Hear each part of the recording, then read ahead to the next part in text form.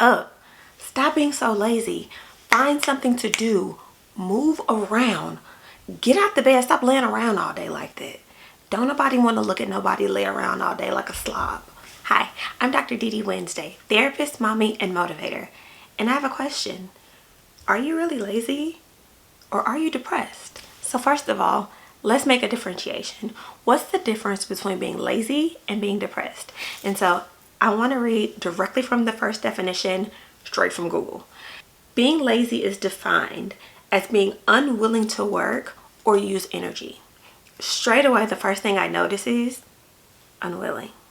So let's go ahead and let's read the definition of depression. So depression at its simplest form outside of the big purple book, the DSM, is simply defined just by Google, not by clinicians, as depression is defined as a mental health condition that involves persistent low mood and loss of interest or activities. Simple as that. Like I said, not in the big purple book, just off of Google. So right away what we notice is laziness seems to be a choice while depression seems to be an inability, right? Someone with depression is lacking the ability to do things. They're not able to do it. While someone with depression is almost being defiant. They're choosing not to do it. They're refusing not to do it. So while someone who's being lazy would say, I don't want to work and I'm not gonna work, versus someone experiencing depression, which is an inability to do something or a loss of interest, would say something along the lines of, or believe something along the lines of, I used to love to work, but I can't really put myself in the right headspace to enjoy it like I used to. Or something along the lines of, I really want to work, but I'm having a hard time even getting out of bed to do anything these days.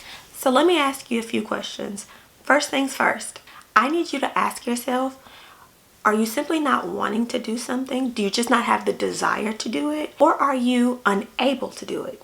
Those two things are not the same. But even if you're experiencing some unwillingness to do it, or refusal to do it, or even feelings related to defiance, I don't want to, I'm not going to, that still requires another level of digging, right?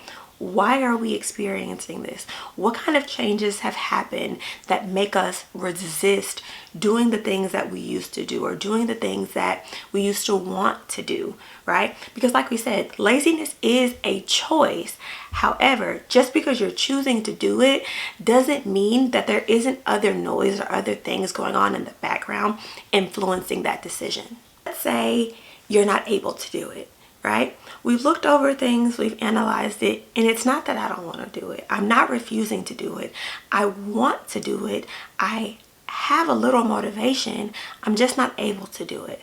I want to get up. I want to go for a walk, but I just really can't seem to rally enough energy to do it. Before we jump to saying, I'm depressed, something's wrong, oh no, let's ask ourselves a couple of questions. One, has there been a major change in our life that may be influencing or impacting the way that we feel or even the way that we're thinking?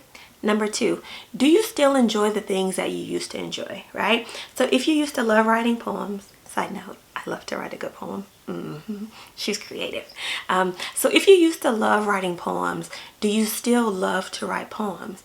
If you used to love reading books, do you still love reading books?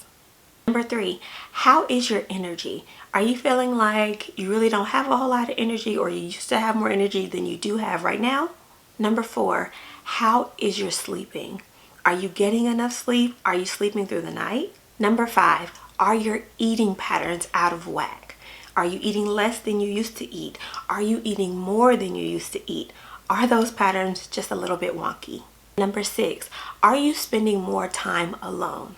Did you used to spend more time with family and friends and now you're kind of isolated to yourself a little bit more?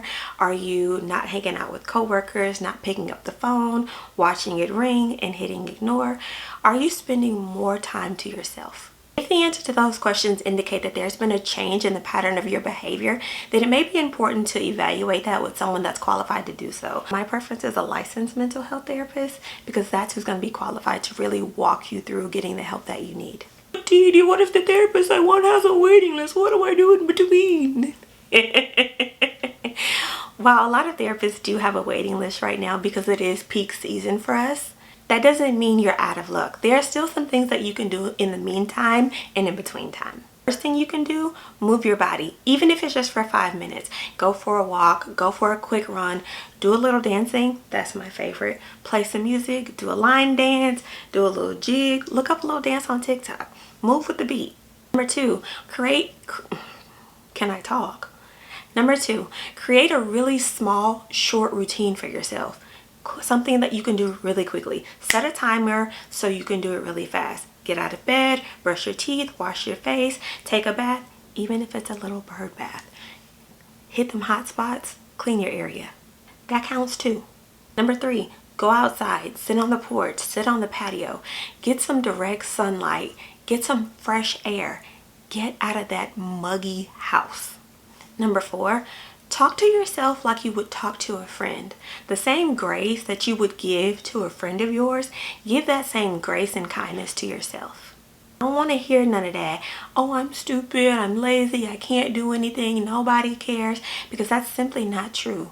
The way that you would talk to your friend who's experiencing something similar is the same way that I want you to be talking to yourself. In the meantime, between time, during therapy, and after therapy. And lastly, ask for help. I know that seems sometimes like it's overwhelming or you don't know exactly what to say. It's very simple. Tell somebody, I'm struggling. You don't have to have the perfect language, the perfect verbiage. If you simply just tell someone, hey, I'm struggling, I need to talk. There are people in your life who love you and who are invested in you and who are there who want to support you. Even if you just call a 1-800 number, there are resources out there where you don't have to face this alone. Let's be real. Depression lies. It tells us that we're not worthy, we're not good enough, we're lazy, and that no one cares. And while that might feel true, I need you to remember that that's still very much a lie. And although we can't fix it with the snap of our fingers, we're still sometimes able to do little things. And even if today you can't do anything, give yourself permission to do nothing some days. Give yourself the same grace you would give anybody else. Now before you go, let's do a quick check-in. How are you feeling? What part of the video resonated with you the most? And what part or what tips would you be willing to try? And if you have any questions or comments, leave them down in the comment section. I'd be happy to answer. And before you leave, hit the subscribe button. I appreciate you and I hope you have an amazingly blessed day. Bye.